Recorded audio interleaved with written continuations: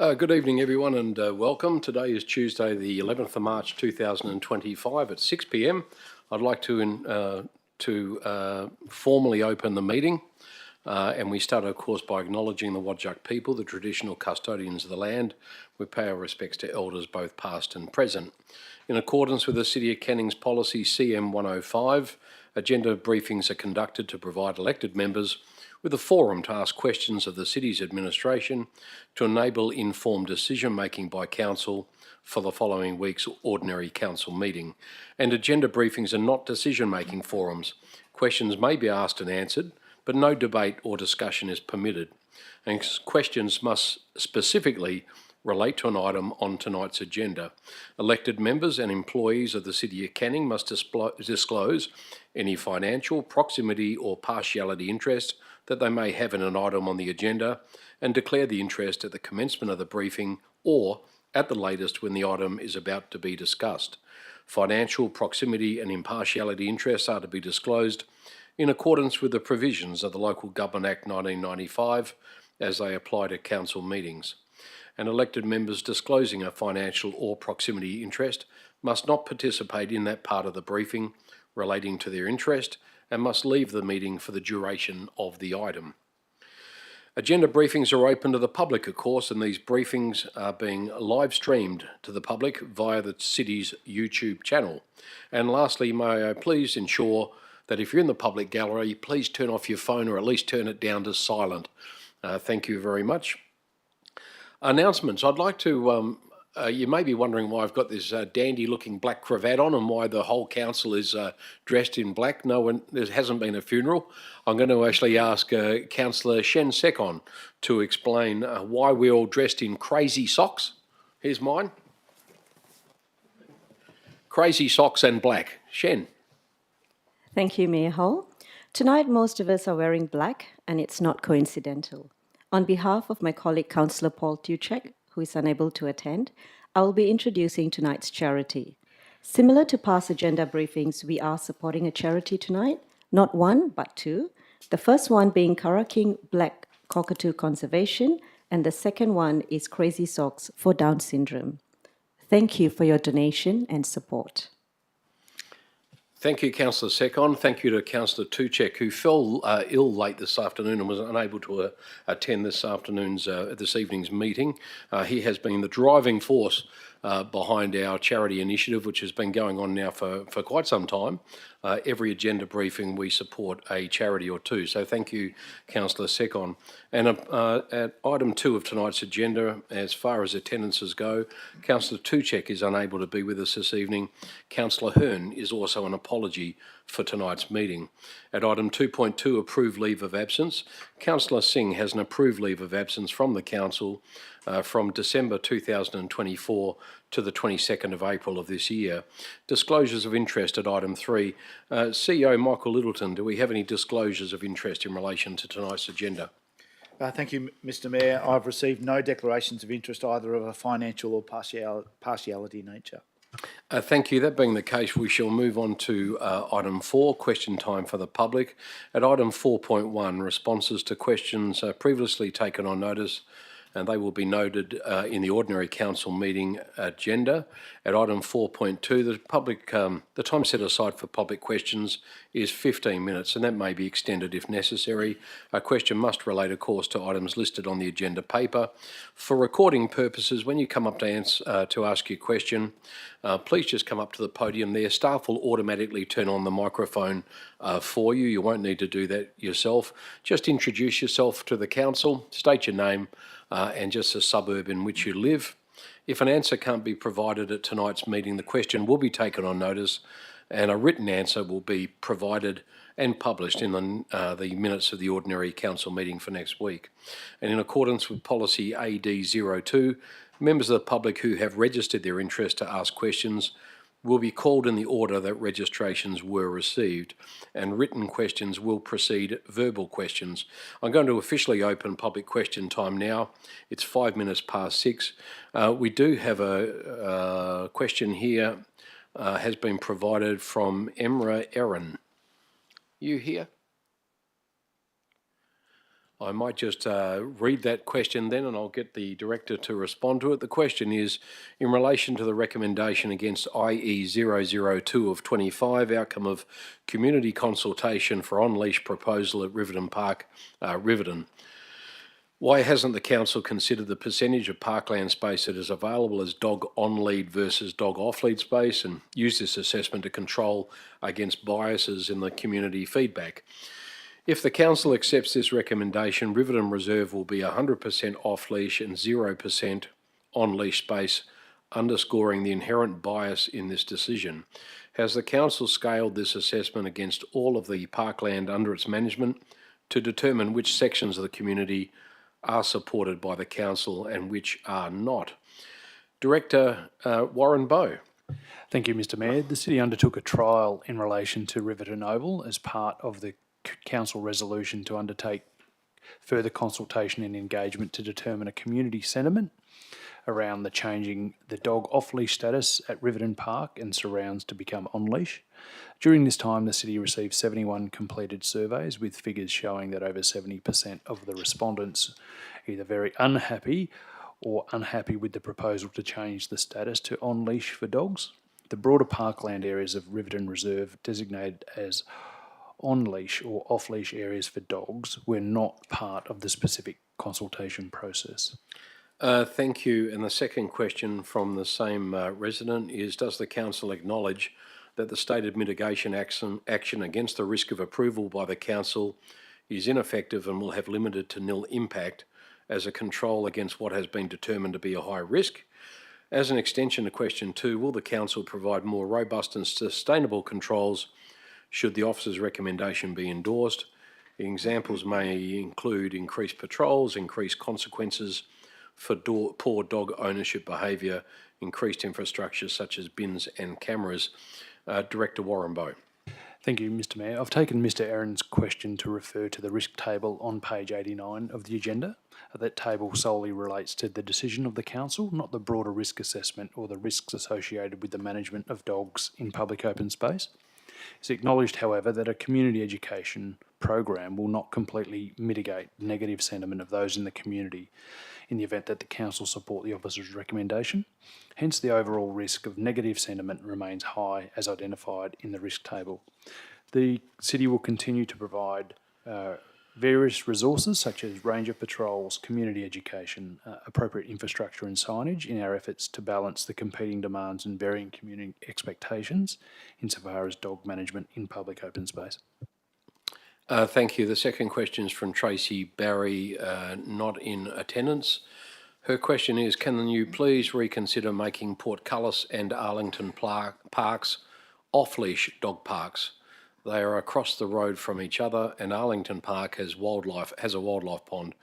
Just because there were more dog-owning respondents, as you'd expect in this situation, does not mean the community and wildlife should be subject to off-leash dogs in every park. Can the council please consider making Arlington Park, which is quite small, on-leash? Over the road, dog owners can release their dogs on Portcullis, but there does need to be some on-leash space in the area. Dogs are often out of control or out of the owner's sight when walking down the path to this park, which is dangerous. Please, can the very small majority in this matter not have all decisions in their favour? Families and owners with on-leash dogs need some space where they are free from approach or attack. As someone who has submitted evidence of injury to Canning Council of off-leash dog injury, I would like to have some local space where I can choose to walk without fear of attack. My home is positioned between both parks, with the council decision that dog owners can have free range of both parks limits my ability to at least choose one direction I walk. I respectfully ask that this be reconsidered. Thank you, Ms Barry. Director Bowe. Firstly, Mr Mayor, the City sympathises with Ms Barry and her interactions with dogs. However, we do believe that the opportunity for dog owners and non-dog owners alike to provide their feedback during public consultation has been equitable. Feedback received from the community has influenced the officer's recommendation regarding the current off-leash status of Arlington and Portcullis parks, with the recommendation for the status quo to remain. And Council will formally consider the matter at next Tuesday's ordinary Council meeting. Thank you. We have a question from Keith Emin. I understand, Keith, that you're here. Would you like to come forward and ask your question, or would you like me to read it? It's up to you. You sure? Just tell, if I've got it wrong, just let me know. Mr. Emin writes, why should dog owners lose their long-time access to Sandra Park? Rossmoyne, I imagine? Yeah. Why should they lose their long-time access to Sandra Park and Rossmoyne just because there is a playground in that shared space? If there is a concern about any child using the playground, then a fence should be put around the playground area rather than deny long-standing access to the area where dogs can be off-leash. Why didn't the council just fence the area in the first place? Director Bowe. Thank you, Mr Mayor. The city is not proposing to restrict access for dog owners to Sandra Park in Rossmoyne. Feedback received from the community clearly suggests the current off-leash status is serving park users well. In response to the community feedback, the officer's recommendation is to retain Sandra Park as an off-leash area for dogs. Well, that's good. That's good news, isn't it? Yeah, tremendous. Okay, thank you for coming down. I appreciate you making the time. Laurence Money, are you here? Hello, Mr. Money. How are you? Would you like to come forward and just introduce yourself to the council? Yes, Laurence Money. I'm actually resident of Waterford at the moment, but I have been in Canning for 40 years, so just recently, just over the road in Centenary Avenue. By the way, I have great difficulty hearing the response from the officer, whether it's just my hearing, but the volume is not all that favourable to me. I don't know whether other people have had a problem.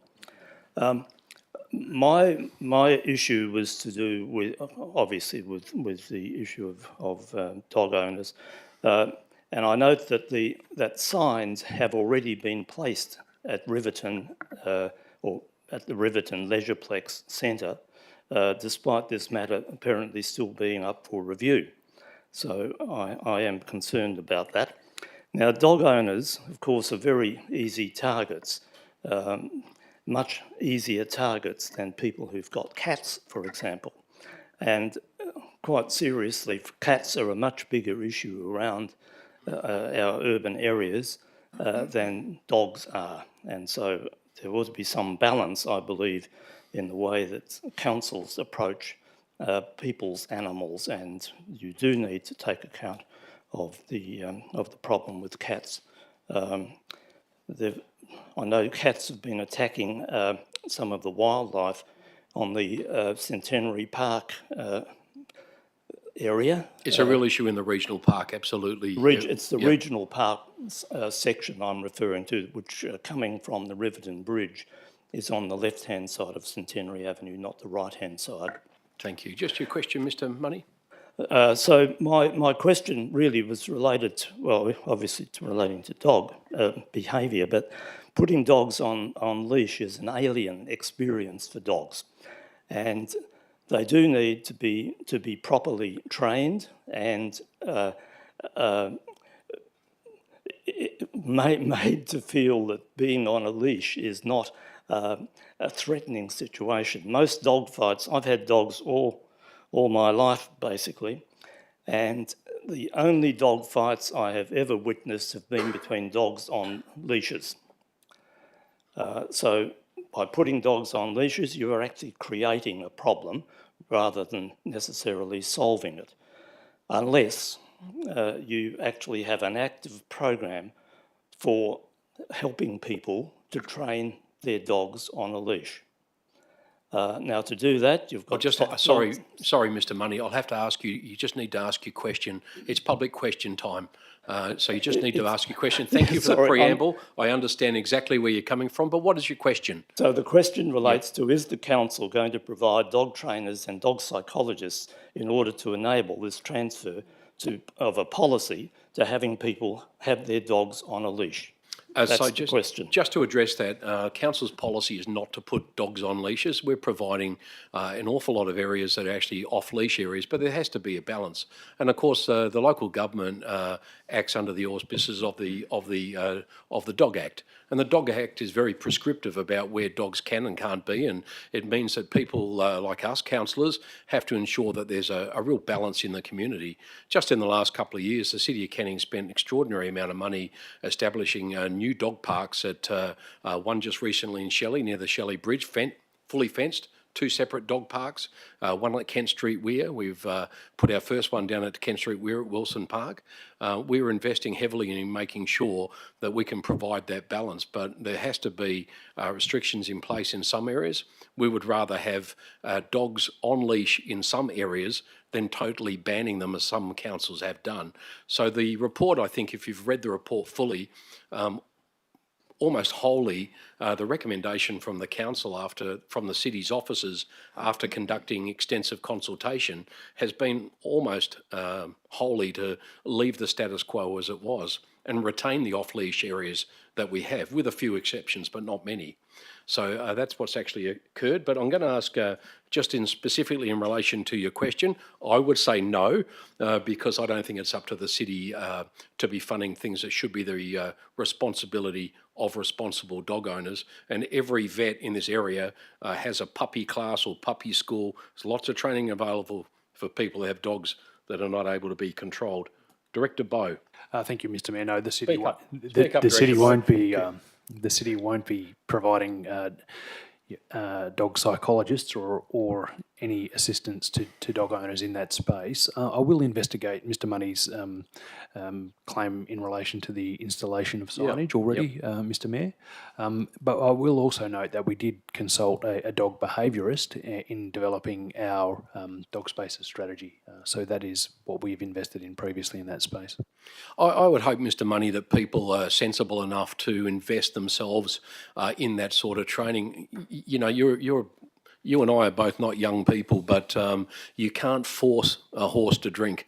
And unfortunately, we can't force people to undergo training, but there are dire consequences for owners and dogs if they transgress. So I really hope people take the opportunity to keep their dogs under control. But you know, I hope that you might think that council's taking a pretty pragmatic view and a really balanced view you can hear tonight. Some people want us to put every number of parks off leash, some on leash. Everybody's got different views. We're just trying to strike a balance, and sometimes it's not very easy. But I thank you very much for coming down. Okay. Yep. Thank you. And we do have another question from Fiona Coble-Neal, I think. Hello, Fiona. How are you? Thanks for coming along. Just introduce yourself to the council. I understand you're from Willetton, and please ask your question. Good evening, Mayor Hall and Council. I'm a dog owner from Willetton, and my name is Fiona Coble-Neal. And I've got two questions. I read the report, and really one question is pertaining to Bannister Creek in Lynwood, and also Brolga Park in Willetton. I was just a little bit uncertain about, I just want a bit of clarification about there could be some changes to Bannister Creek. I understand it will probably remain an off-leash sort of area, but I'm just a little bit unclear about what would changes be if there are changes to that particular area. And also will Brolga Park, Willetton, remain off-leash, please? Director Bowe, I know there's been some discussion around the Bannister Creek Park, but can I get you to fill in the gaps there, please? Absolutely, Mr. Mayor. There is no recommendation to change the status of Brolga Park, so that is recommended to remain as off-leash. And the recommendation before Council tonight, which they'll consider next week and vote on next week, pertaining to Bannister Creek Park, is that the northern section of Bannister Creek Park is proposed to be converted or changed to on-leash. Is that northern as in, I'm just trying to get my bearings, is that towards Metcalfe Road? Yes, that's between Metcalfe Road and Iveston Road. Right, okay, got it. Okay, thank you very much for your time. Thank you. Thanks for coming along this evening. You can listen to the debate next week live on online, so that'll happen from 6 p.m. Next week. Any further questions from those in the public gallery before we move on? Thanks, everybody. I'll close public question time now. I thank those who have come along tonight to ask and receive a question. I hope you're satisfied with the frank question answers to those questions that were provided by Director Bowe. And we shall move on to 4.3, which is deputations. Deputation has been approved tonight for Stephen Johnston regarding PD 003 of 25, financial incentives to protect significant trees, outcomes of investigation of notice of motion. Mr. Johnston, would you like to step forward? You have 10 minutes to make your deputation. Thank you.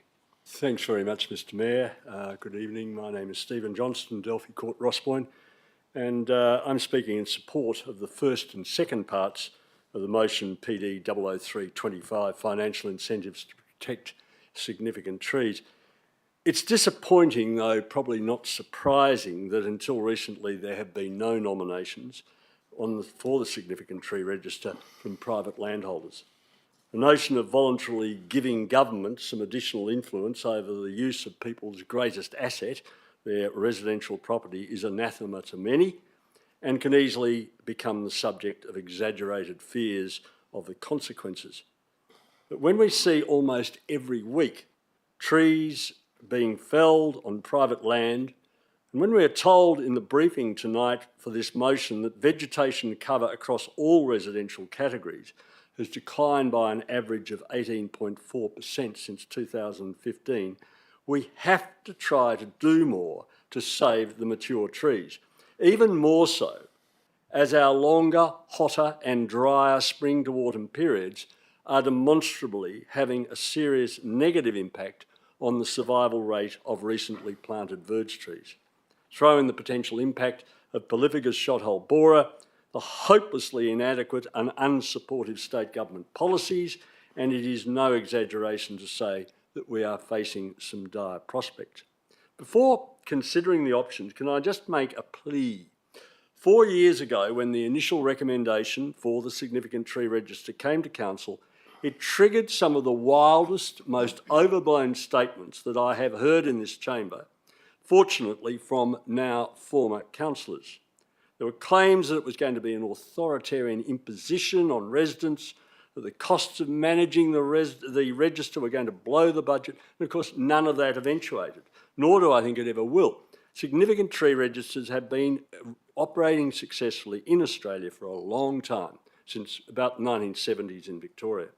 So I'd hope that the approach next week at the OCM will be a calm analysis, and that people do not lose, that councillors do not lose sight of the fact that the proposal is all about trying to save our precious but rapidly disappearing mature trees. Looking at the 7 options, I think 1 and 7 can be ruled out immediately. Doing nothing, not trialling anything to improve retention of our best trees is not really a valid option. And just simplifying the nomination procedures, along with an annual education campaign, are unlikely on their own to achieve much, but they will complement direct assistance to property owners. My preference is for a combination of options 3 and 5. Now, with option 3, we need again to be wary of claims about the potential costs of annual maintenance checks. Firstly, because these incentives are not going to bring a sudden flood of nominations from the public, and a number of the nominations may well not meet the register's criteria. We will always probably be looking at a relatively small number of significant trees on private property on the register. Secondly, annual maintenance checks should mostly not lead to maintenance work on trees every year, or every second, third, or even more years. The headline for this option in the briefing is therefore misleading. It should read, provide annual checks and maintenance if required for significant trees. Healthy, mature trees are very, very adept at looking after themselves. It's a personal reflection on the 5 50-plus-year-old trees in our own garden at Rossmoyne. Only one of these has had to be professionally pruned every 2 years at no great cost, simply because it is such a vigorous grower. The other 4 trees have required no contract maintenance at all in the 17 years we have lived there. Both the checks and any resulting maintenance work would not be the direct responsibility of city staff, and I can't quite understand why the, quote, potential liability issues regarding city arborists undertaking maintenance work on private land was raised as a possible issue at the second SIB a couple of weeks ago. The checks and any maintenance would be the responsibility of the city's contractors, a selected and certified pool of qualified arborists and tree specialists. In relation to option 5, I think an annual fixed payment would be a reasonable, continuing statement by the city of the value that it places on significant trees. Importantly, I don't find any of the briefings suggested negatives for this option to be at all dissuasive. Firstly, that the flat fee can be subject to review by council, say every 3 or so years, so its value doesn't diminish over time. Secondly, while it might, after 10 years, amount to more than the suggested option of a one-off payment, so what? As the briefing says, it is more likely to contribute to the desired outcome, the tree being kept for a longer period. Thirdly, with the combination of option 3, the annual inspection will already be taking place. The potential costs of those inspections and maintenance need, of course, to be factored into the setting of and later adjustments to the flat fee. And for that reason, I think $200 a year is possibly a bit too high, but let's face it, for all the reasons I've summarised, even in the context of the city's straitened environment budget, these costs are really going to be relatively small. The same goes for the final issue, the suggested extra administrative costs to the city. In conclusion, Mr Mayor, I support options 3 and 5 as the most responsible, effective and readily manageable means of providing incentives to help retain more of Canning's rapidly declining tree cover on private land. I thank you. Thank you, and thank you for coming along. And the next deputation is from Sian Mawson regarding OC 004 of 25. That is recommendations and motions from the annual general meeting of electors, specifically motion 1 on 351 Bannister Road in Canning Vale. Ms Mawson, Sian, hello, good evening, welcome. You have up to 10 minutes to deliver your deputation. Thank you. Thank you, Mr Mayor. Good evening, everyone. My name is Sian Mawson and I live on Gibbs Street in East Cannington. I must say that I am very disappointed with the officer recommendation in response to the motion I raised at the annual general meeting of electors. My motion boils down to a request to change the zoning classification of the native vegetation at 351 Bannister Road, Canning Vale, from general industry to environmental conservation. This motion was raised in an effort to protect the threatened ecological community on the land.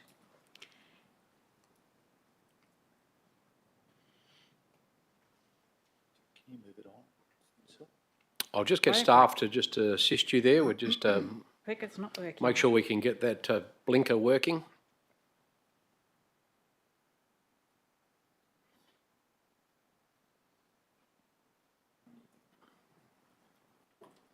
Can we move it on from here, Sylvain?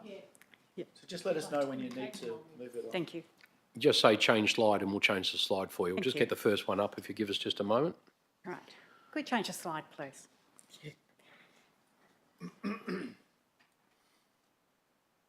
Right. The officer recommendation is to write a report. The officer comment does not fill me with hope for the future of this bushland either. There is a comment that the land has a significant market value, but presumably that market value can only be realised with the clearing of the threatened ecological community. Thank you. It is also stated that investigations should consider the potential use of the site as an environmental offset in the future.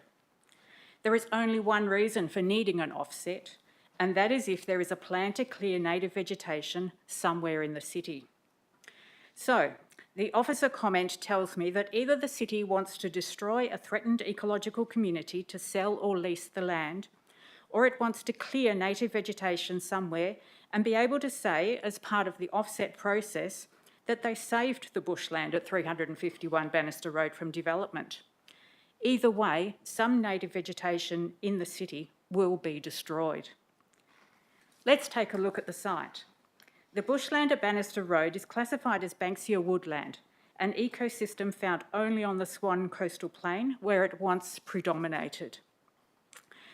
This is what the area around Bannister Road looked like in 1963 with our property circled. Banksia woodlands comprised around 15 native tree species with a prominent layer of Banksias, scattered eucalypts and many more species of shrubs, sedges and herbs. Over the past 60 years, more than 60% of Banksia woodlands have been destroyed to make way for Perth's expansion. Here is the same area now. As exemplified in the photo, what remains of the Banksia woodlands are small, disconnected patches with the fragmentation leading to the decline of many plants and animals and changed ecosystems. The destruction was so extensive and rapid that in September 2016, the Commonwealth Government listed Banksia woodlands as endangered under Australia's National Environment Law, the Environment Protection and Biodiversity Conservation Act 1999.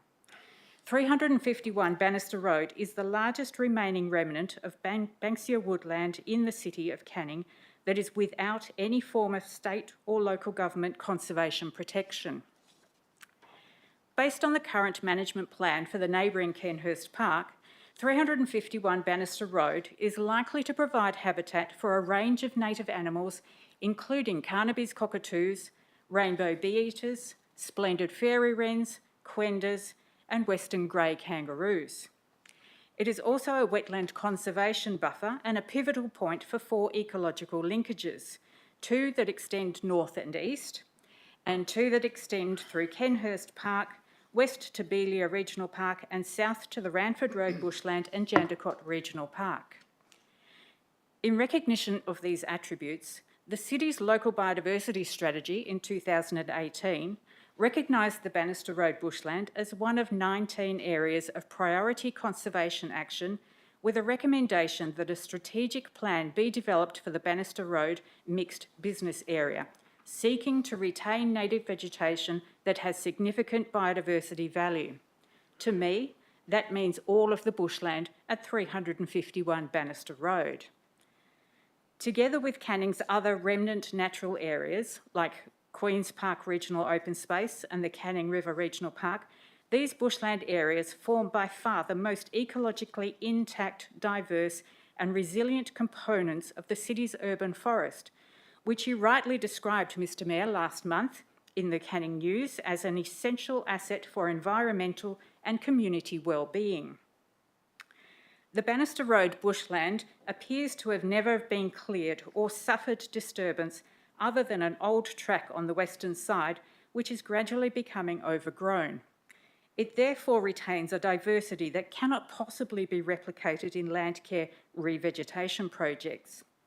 This legacy has come at no cost to the city. As far as we can determine, the city has not undertaken any management work in the bushland. There has been no need to.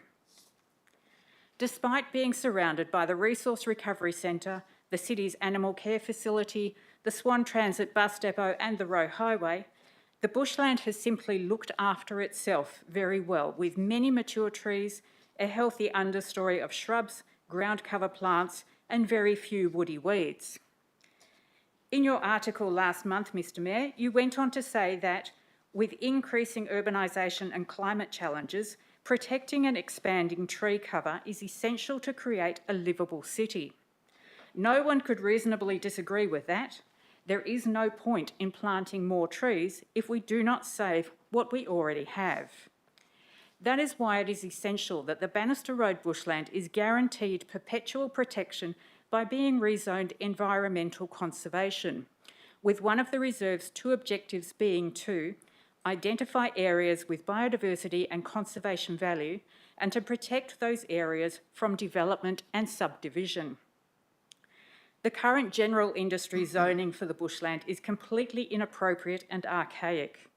It dates back to December 1972, when the state government gazetted the first notice of the Canning Vale Improvement Plan No. 7, which constituted the Canning Vale Industrial Area.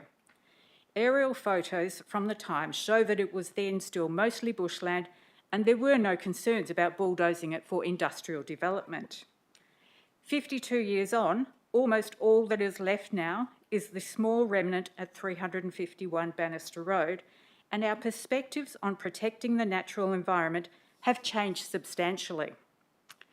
Just as we would not conceive now of siting a municipal rubbish tip next to the Canning River, as it was in the 1960s at what is now Centenary Park, Wilson, so we should also now not be considering destroying endangered Banksia woodlands to create a new extension of the industrial estate. That should be inconceivable for a city that, as you wrote, Mr Mayor, regards itself as a leader in environmental stewardship. I urge all councillors to demonstrate that leadership now. I ask that you propose an alternate motion at next week's ordinary council meeting to ensure the preservation of this wonderful natural bushland remnant. Thank you for your time. Thank you, Sian. Thank you very much. Thank you to all of those that have come down this evening. We will move on to item 5, items brought forward. There are none. Reports of committee meetings. Council, just to advise, the Audit and Risk Committee met on 6th of March 2025. The reports from that meeting will be included in the agenda papers for the ordinary council meeting next week. The first item on tonight's agenda is item 7.1. That is from the Office of the CEO, Mr. Michael Littleton. It's OC 004 of 25. Recommendations and motions from the Annual General Meeting of Electors. The recommendation is on page 7 of the agenda and is on screen. Councillor, is there any questions in relation to that item? Councillor Kunza. Thank you, Mayor Hall. I've got a few questions. With respect to item 1, which Ms Mawson just deputised on, is staff able to advise how many square metres of freehold land the City of Canning owns within Canning Vale? CEO, is that something that we know off the top of our head? No, we'll take that on notice. Thank you. Thank you. Councillor Kunza. The local biodiversity strategy has a stated target to formally protect 250 hectares of native vegetation in the city and achieve 5% of pre-European vegetation extent protected in the city. Can staff advise, after 7 years since the strategy was adopted, how much of that 250 hectares has been formally protected? Director Bowe. Thank you, Mr Mayor. The draft review of the local biodiversity strategy is still progressing, but I understand it's about 220, Councillor Kunza. So the city's to date has formally protected 220 hectares? That's a yes. Yes, awesome. When will that review of the LBS be presented to Council? Director Bowe. Hopefully by mid-year, Mr Mayor. And I assume that the review still has it important to formally protect and revegetate the limited existing native vegetation? Director Bowe. There is no intent at this stage to change the key objectives of the strategy. Simply report on the progress over the last 5 or 6 years since its endorsement.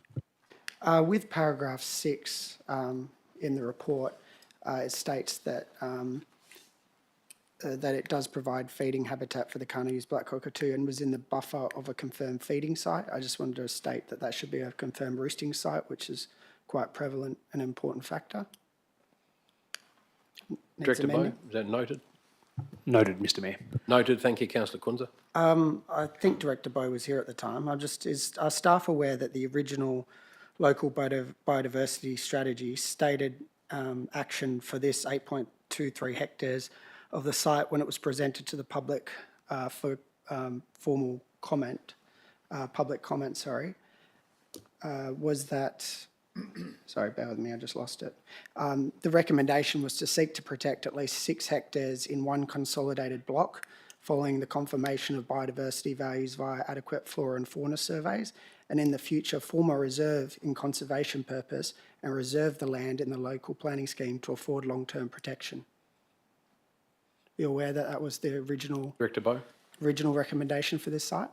For that specific site, whereabouts in the LBS is that? So Councillor in the Kunza? local biodiversity strategy that was put to the public for public comment, the draft, the original recommendation was, as I just read, to seek to protect at least 6 hectares in the consolidated block following the confirmation of biodiversity values by adequate flora and fauna surveys, and in the future form a reserve with conservation purpose and reserve the land in local planning scheme to afford long-term protection. No, I wasn't aware that that was in the draft. I'm not sure it made it into the final endorsed strategy, though. Well, my question is why it was changed. I can't imagine anyone in the public asked to change it to a to develop a strategic plan. Are you able to answer that? Or I don't think I can answer that, Mr Mayor. But I'm happy to review the previous iterations of the strategy, and would probably leave it there for the minute. Thank you. Councillor Kunza? I have no further questions. Thank you. Councillor Page? Thank you, Mr Mayor. What percentage of native bushland has been removed from the City of Canning since European colonisation? Oh, God, I don't know if we'd know that. I mean, at European colonisation, the whole city was obviously covered by vegetation. I don't think that'd be a question we'd be able to answer, would we? I think the local biodiversity strategy actually does identify the percentage that has been removed, Mr Mayor, but I wouldn't like to obviously quote a lot. it, but I'm happy to take that on notice and provide a I'll response. take that on notice and get back to you, Councillor Page. Perfect. Another question. Why did the officer's comment not include that 351 Bannister Road contains a threatened ecological community? Is it a declared endangered? I believe the Banksia woodland generally is referenced as a TEC, Mr Mayor, so we can revisit that. Thank you. Yes, Deputy Mayor. Thank you, Mr Mayor. A few questions, if I may. Yeah, of course. First one directed to your good self. So there's 8 motions addressed in the officer's recommendation. Obviously, it's up to your discretion. Would be able to consider each of those 4 sections separately come the OCM? Sorry, Mark, what are you referring to? The officer's recommendation is in 4 parts. Just wondering if we could consider them separately on the night. Oh, I can't see any reason why we couldn't. You're talking about taking it to the vote? Yeah. Yeah, I can't see when you could put a motion on the night to consider that. I can't see that being an issue. Excellent. Yeah. Thank you, Mr Mayor. Back to the motions. This is in regard to motion 5. Has the city received a response from the Department of Communities regarding the MOU since printing the AB papers? If not, I'm very interested to find out how it will proceed in trying to make contact with the department regarding an MOU, because I really do see this as a novel idea and something that could really improve the safety and security in the area. Only if there's a willingness to engage, I think that will be the only sticking point. CEO. Oh, Mr. Mallon, I've got everybody wants to answer that one. Through you, Mr. Mr. Mayor. Fisher, yes, go ahead. So we haven't had a response from the Department of Communities, but I have a meeting with them on Friday, so I'll be following that up with them at that point in time. That's good to hear, Director. As I mentioned the other night, an MOU that includes illegal dumping on verges and the leaving of abandoned shopping trolleys would be fantastic if that could be included in the MOU. Regarding motion 7, if an emergency vehicle needs to attend the civic gardens... Which motion are you talking about, Mark? Mr Beecroft's, number 7. Sorry, the AGM, so our recommendation. Oh, okay, got it. Yep. So if an emergency vehicle needed to attend civic gardens and could not gain access due to improper parking in local roads, who would be liable, the city or the event organiser? CEO. Yeah, look, I think it's important to say in the circumstance of an emergency vehicles will get into an event. The local police would ensure that there would be access. You know, that I wouldn't establish that is an issue, Councillor Bain. Director, Deputy Mayor. So how many events with over 200 attendees occur at civic gardens each year? Director Fisher. Through you, Mr Mayor, we'll have to take that on notice. No, thank you. I believe it's in single figures, and my response to that would be, why would it be too much to ask, as per Mr Beecroft's motion, for a ranger to just attend, if only for a few moments, to ensure proper parking in the area? Well, noted. Director, have you got a response you can provide to that? I think the original motion called for a fairly reasonable response, and I think the Deputy Mayor's just asking why that hasn't been considered. Yeah, through you, Mr Mayor. So the response from the city is that a ranger will attend on operational need. Obviously, we'll need to look at how many events are over that 200 mark. But as you're aware, there's lots of competing priorities in our community. So that's the reason that if the staff are called away for an emergency, we can't positively say that we're going to be at every event at that location when that occurs. That's the reason for the comment from staff saying we will be there on operational need. Thank you. Deputy Mayor. Thank you, Mr Mayor. Will the proposed event parking guidelines require the event organiser to ensure compliant parking on local roads or just on-site parking? On local roads. Sorry? I'm not certain that they would have responsibility on local roads. Surely that is a responsibility of the city and the police. I'm not sure that they can actually control what event attendees might do. But for Mr. Beecroft, I would suggest, Mark, next time it happens, he simply needs to bring the rangers, and hopefully they'll go out and start issuing a couple of either cautions or fines, and that might be the end of it. But can somebody give me an answer to that? But that would be my response, Mark, that is an event, private person can't control local roads, only a local government or the police under the Local Government, the Road Traffic Act. Director Fisher, am I making Mr. Mellon, do you make comments on that? Mr. Mellon?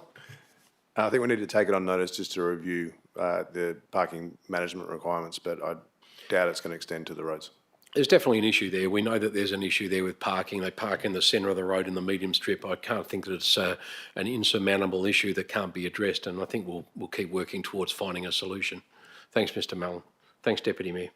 Thank you. Well, just one more, Mr. Mayor. I appreciate that, and with the event parking guidelines, obviously they apply to the city's land and parking areas, but I guess Mr. Beecroft is calling for action in local roads and surrounding areas.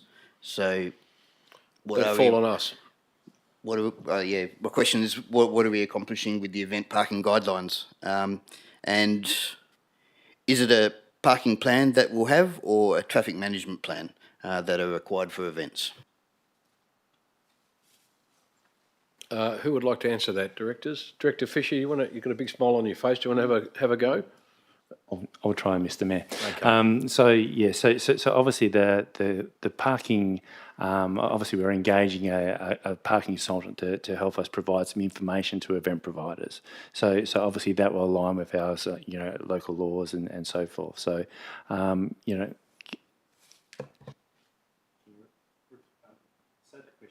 You just.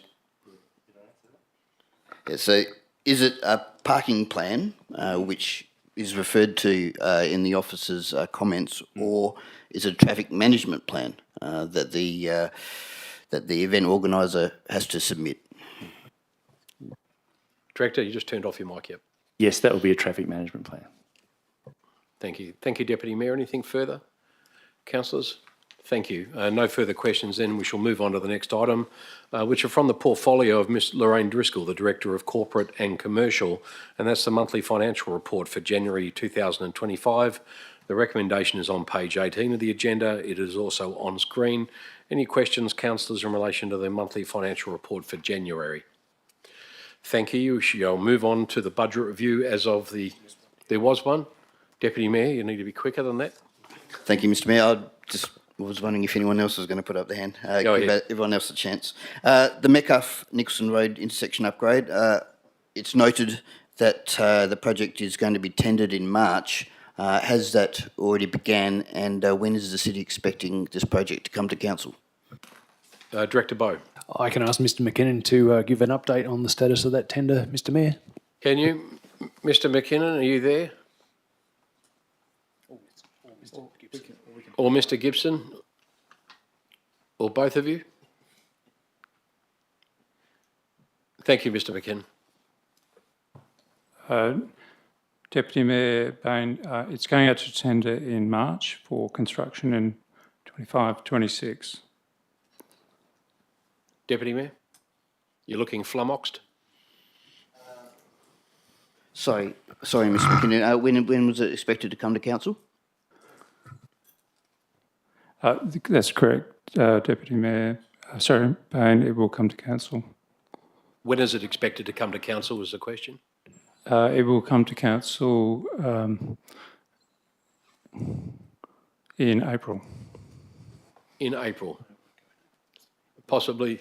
Director Bowe, you're thinking April might not quite work? It won't go to April, Mr Mayor, given the timeframes of the tender, but it will be referred through as soon as practicable, likely in May, Councillor, Deputy Mayor Bain. Thank you. Thank you, Mr McKinnon. Thank you, Director Bowe. Thank you, Deputy Mayor. Any further questions? None. Thank you. We'll move on to the budget review as of the 31st of January 2025. The recommendation is on page 2 of tonight's agenda. It is also on screen. Any questions in relation to the budget review? Deputy Mayor? Thank you, Mr Mayor. I refer to paragraph 13, section 1, Ferndale Crescent, Metcalfe Road to Derriton Street, project delivered with $170,000 of saving. Is this referring to the resurfacing project that was recently conducted? Director Bowe? Yes, that's correct, Deputy Mayor. Thank you, Deputy Mayor. Given that information, I know that the city has received complaints about the corrugations at that site. Did the city consider using that $170,000 in savings to correct those corrugations? Thank you. Director Bowe. Thank you, Mr. Mayor. We undertook some investigations in relation to the road user experience in relation to that, and undertook some further technical analysis of the outcome and the surface there, Deputy Mayor, and it falls within the prescribed parameters. So no, we didn't consider undertaking any further work. Thank you, Deputy Mayor. Thank you, Mr. Mayor. Paragraph 14, section 14. Why is the city proposing to cancel the Wilson Park Playground car park project? Director Bowe, do you know about that one? Thank you, Mr. Mayor. No, we're not planning to cancel the project, Deputy Mayor. What we're doing is undertaking some accessibility improvements this financial year, and we're deferring the expenditure of that money to align with the construction of the playground at Kent Street Weir next year, and at the completion of the Canoe Club storage building. Deputy Mayor, you happy with that? Thank you. I just had a couple of questions myself. Just on page 6, let me see, paragraph 11, subsection B, 1, net increase in revenue from waste services, 1.04 million, mainly due to increased volumes of general waste through the transfer station. I'm just interested to know why. Do we know why there's been such an uplift in waste usage? Is there a reason behind that? Thank you, Mr. Mayor. That comment should also include the fact we've been successful in securing third-party contracts for disposal across our waste transfer station floor. So it's not only the increase in general waste. Okay, thank you.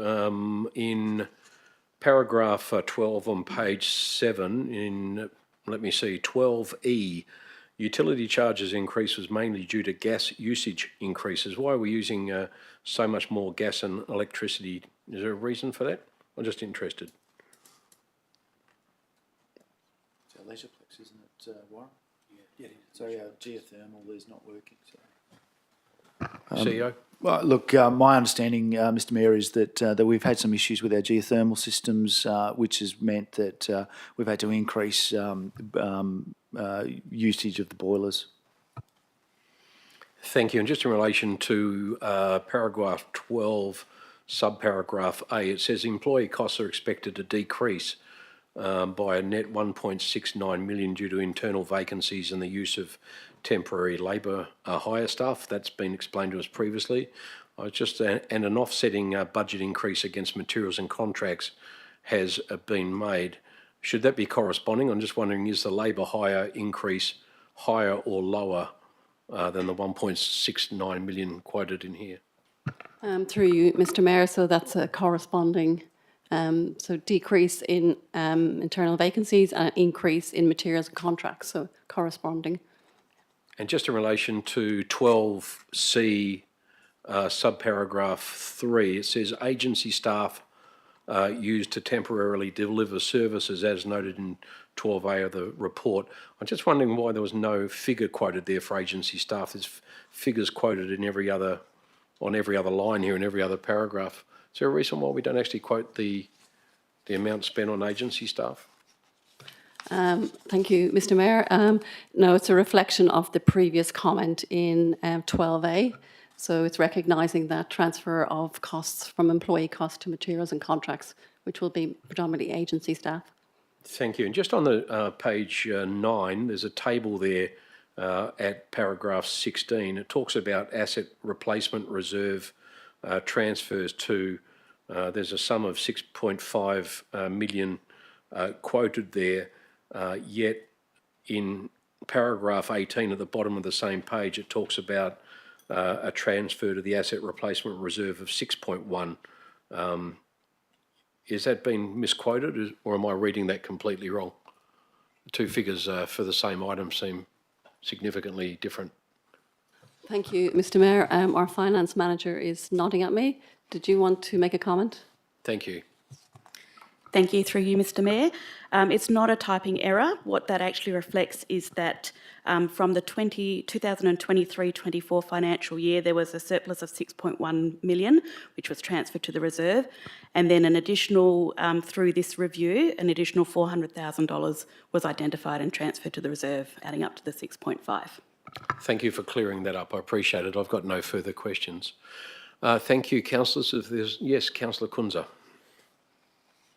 Through you, Mayor Hall, just with respect to paragraph 14, section C, section 1, land and build, given that the Canning Lodge was knocked down 12 months ago, is this indicating that there was money on this year's budget for a renewal when the building had already been knocked down? Director Driscoll. Through you, Mr Mayor, yes, there was money identified at Canning Lodge, but we've done some more review of that, and that money was actually in relation to our retirement villages and it was no longer required. Thank you. Thank you, councillors. In the absence of any further questions, we shall move on. Thank you. We'll move on to item 7.3 from the Office of Mr Graham Bride, the Director of Planning and Development. It's PD 002 of 25, consideration of road names for new roads associated with the Castledare Local Structure Plan in Wilson. Just before we start, just from me, there's just a couple of glaring typos in the office's recommendation. Suggested names, Meriden is spelt wrong. That's not how you spell Meriden. And also, I think that also appears on page 62 of the report. So, sorry, on page 62, 63, I think Meriden is spelled wrong twice in paragraph 14 on page 64. So perhaps if we could just get that corrected for the OCM. Yes, we can, That'd be Mr. Mayor. it. Thank you very much, Lee. Councillors, any questions there in relation to that item? Councillor Shen Sekon. Thank you, Mayor Hall. I understand this agenda item is to consider and endorse private road names for future residential development. I'm just curious, any indication of when the future residential development is anticipated to commence? Director Bride. Yeah, through you, Mr Mayor. Very imminent. Only spoke to the project manager about a week ago, and they were looking to mobilise or get their contractors on site within the next week or so, I'd imagine. Within the next week or so. Yes, Deputy Mayor. Thank you, Mr Mayor. I'm just referring to the relevant council decision, the decision that was made in April 2022. 2A, sorry, I'm happy to take it on notice. The bushfire management plan be amended to accommodate an easement engrossed to the City of Canning over the area proposed as an emergency access way and within public car park. So that easement would connect those two proposed roads. Does the city know if the developer has implemented that council resolution? Director Bride.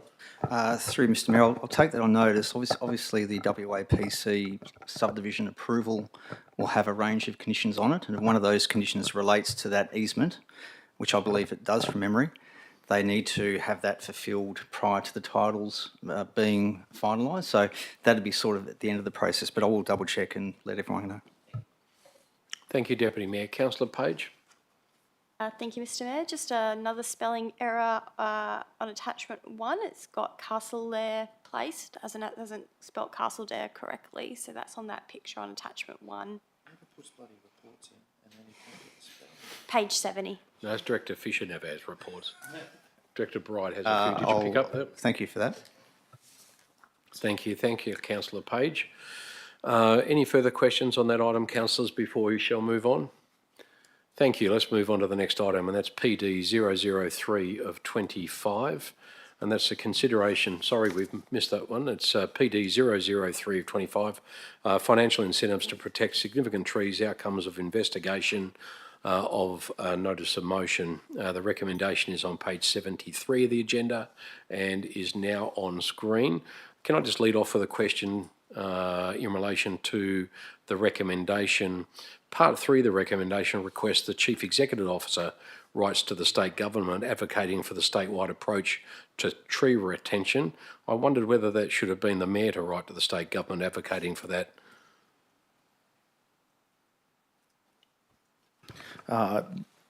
It most certainly can be the Mayor. If that will certainly generate much more gravitas than the CEO, Mr. Mayor. I agree totally, and I support you for saying that publicly. Thank you very much. Any further questions? Councillor Page. Thank you, Mr. Mayor. Just in relation to that deputation, when they were talking about the options, is that going to be an option come next week to have multiple options, or is it we have to pick one? No, Council's recommendation can be multiple options, one option. It's up to us to decide. We will resolve what we resolve on the night. Councillor Kunza. Can I just ask Director Bride to clarify what I asked him earlier and with respect to what was raised in the deputation? Director Bride. Yeah, through Mr. Mayor. Yeah, there was a reference under paragraph 67, which basically, for all options 2, 4, 5 and 6, it is a given that maintenance is included. So there would be no need to add option 3 to those particular options. In relation to option 7, you could certainly add option 3, and that's covered off in paragraph 67 of the officer's report. Thank you. Yes, Councillor Kunza. Through you to Director Bride, I must say a very comprehensive report, and it's fantastic. I just thought the city missed, or the officers missed, with respect to the urban forest strategy component within the report, the development of the significant tree register, but also the fact that the city itself was the one that, through the urban forest strategy, identified looking at financial incentives and exploring this. And I thought that was actually pertinent information with respect to why the city might go down this path. Director Bride might not know that. Director Bride, are you able to comment on that? I'll have to take that on notice. I just need to learn some of the history of where that came from, but I'll get back to all councillors. Any further questions, councillors? I've just got a couple of queries. Just in paragraph 4, the city notes there that the amenity value of significant trees on private properties will be varied, but can reach values exceeding $50,000. I'm just wondering why we arrived at 50. We had a discussion the other night about a tree in Lynwood that was exceeding 150,000. How did we end up with just 50 there? Well, I believe 50 is quite reasonably rare as well, but there is some larger trees that do go up to, I think our most significant, as pointed out by Director Bowe, was 160,000. So I think 50 is quite a significant tree, 160 is quite a remarkable tree. But it would be. We need a remarkable tree register then. Just in paragraph 21, we list there that we've got 165 trees currently on the register, 90 in parks and 75 street trees, with a value of $1.67 million. That averages out at about $10,000 per tree. My question was, so how significant are they if their amenity value is just $10,000? I mean, they obviously meet all the criteria, but why is their value so seemingly low? Councillor Page, keep your hand down. I might refer that to Director Bowe or... Director Bowe, can you give me a...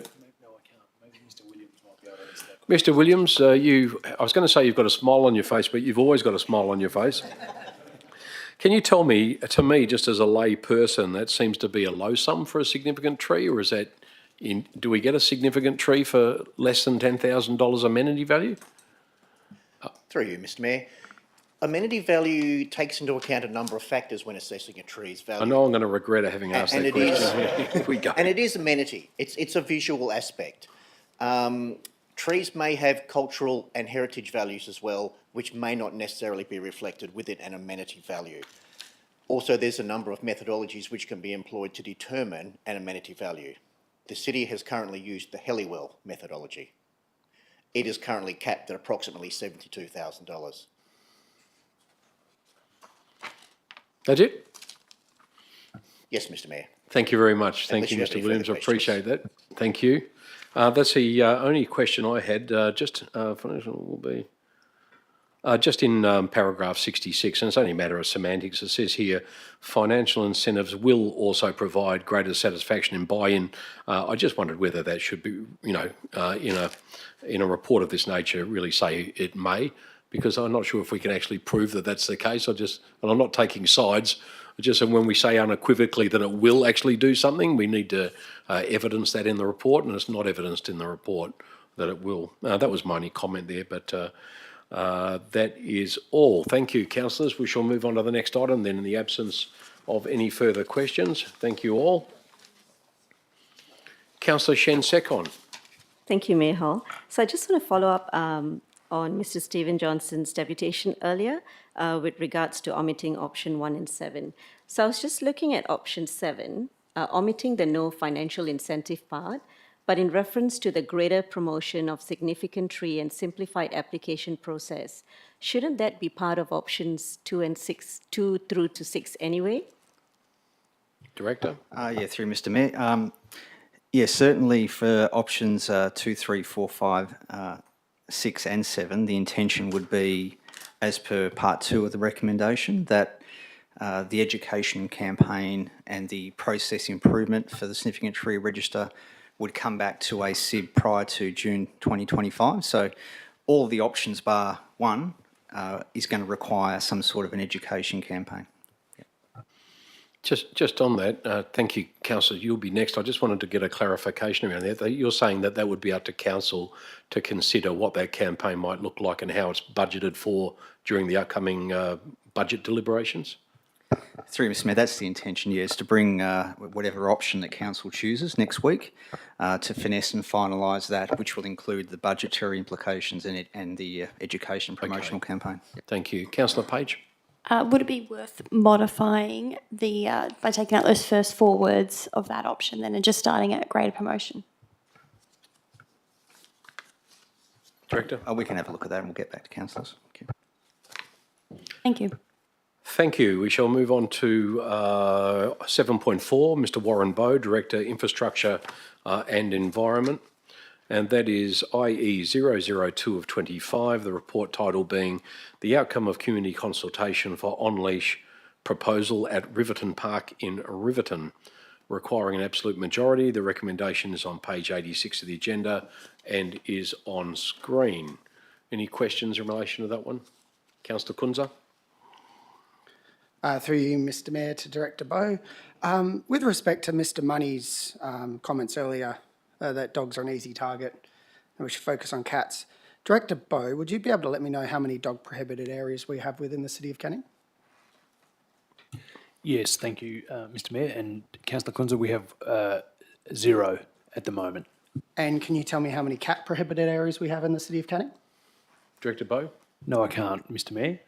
If Mr. Mullen was here, I'd ask him for some advice, but I'm happy to take that on notice. The answer is Kunza. 29. Who wants an easy target?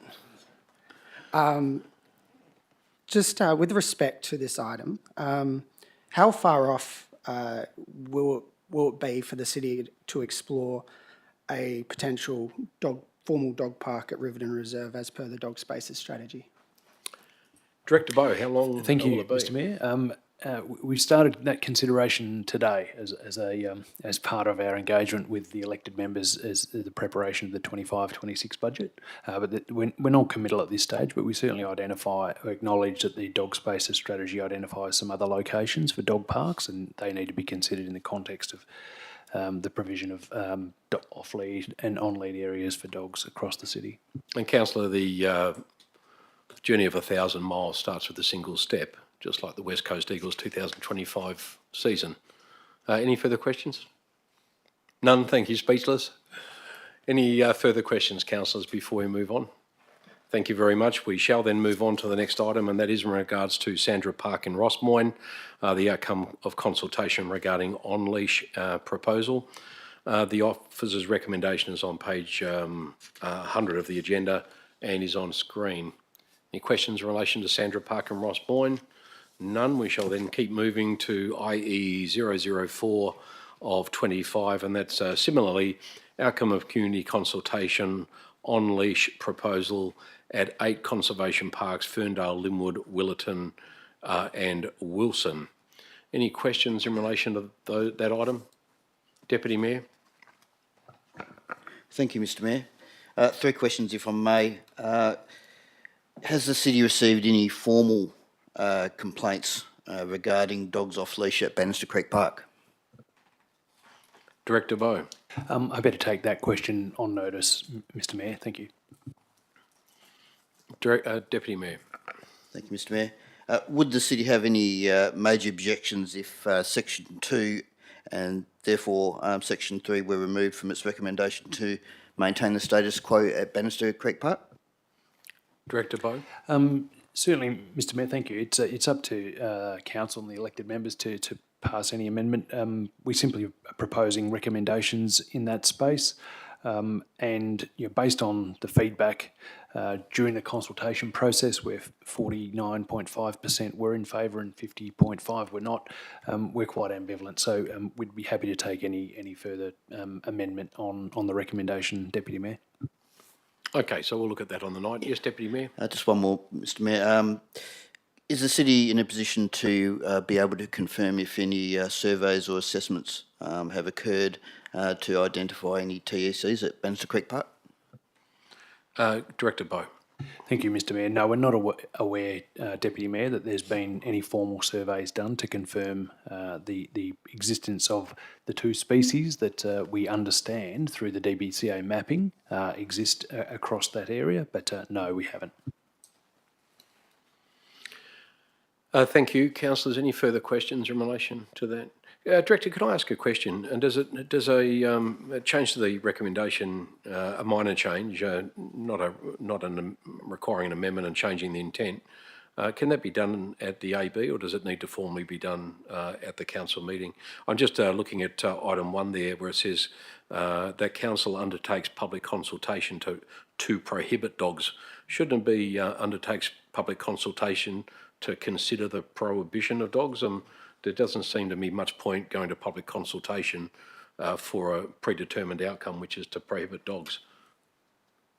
That's a fair point, Mr Mayor, and we're happy to change that, I think, to reflect the intent, which is to undertake, as you said.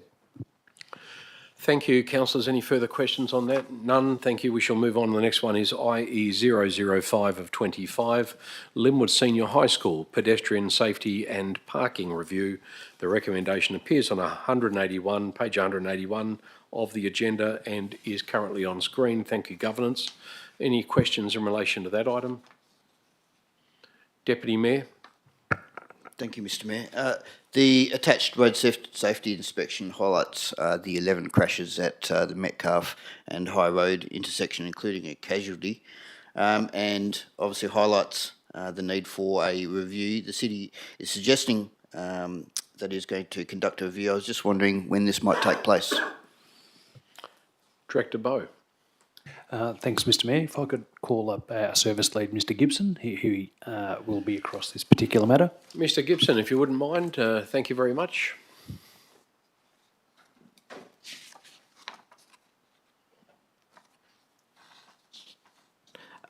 Through you, Mr Mayor, we're scheduling that one in next financial year as part of the broader High Road review of all of the signalised intersections, so it'll be done as part of that review.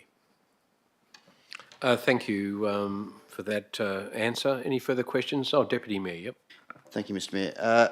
At the October SIB, one of the proposed road safety actions put forward by the city was to program the delivery of improved lighting between Cerberus Ave and Nicholson Road. That wasn't mentioned in this report. Have these works been programmed or anticipated to occur sometime in the next couple of years? Mr Gibson. Again, through you, Mr Mayor, these are being looked at as part of our black spot submissions for the next round of funding. It wasn't included in this report because the school operating hours aren't at night most of the time, so we've excluded it from there, but it is a recommendation as part of the High Road safety inspection. Thank you. Thank you, Deputy Mayor. Councillors, any further questions on that item? Thank you. We shall move on to the next item, which is 7.5 on the agenda.